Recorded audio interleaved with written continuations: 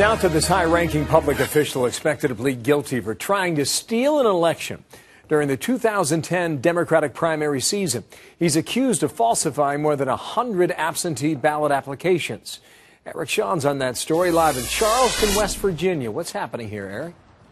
Hey, Bill. Well, you know, Lincoln County Sheriff Jerry Bowman was sworn to uphold the law. But instead, he's in federal court right now, expected to plead guilty, admitting that he broke the law by committing voter fraud.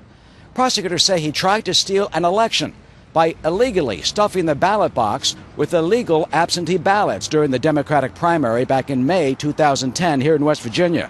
He's admitted submitting more than 100 fraudulent absentee ballots, even voting some of them himself.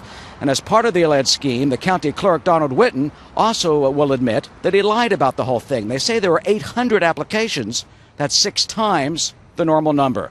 Well, the candidate who lost the election that night was Charles Brumfield. He told me he was stunned. He was ahead by 235 votes, and he said they kept on finding more absentee ballots all night. Well, a judge eventually declared him the winner, but he says he's sickened that the election at first was stolen.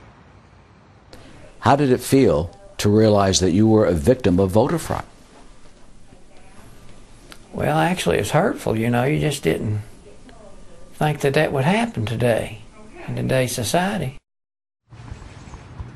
Well, one absentee voter could go to prison for life. James Matheny allegedly pulled a gun and threatened to kill voter fraud investigators from the FBI and Secretary of State Natalie Tennant's office. Ms. Tennant says voter fraud will not be tolerated.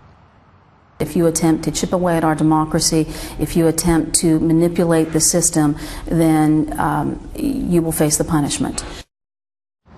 Well, Bowman and Whitten both been barred for life from holding public office, and they have resigned. And by the way, if you suspect voter fraud where you live, we want to know about it. Voterfraud@foxnews.com is our email address. Bill?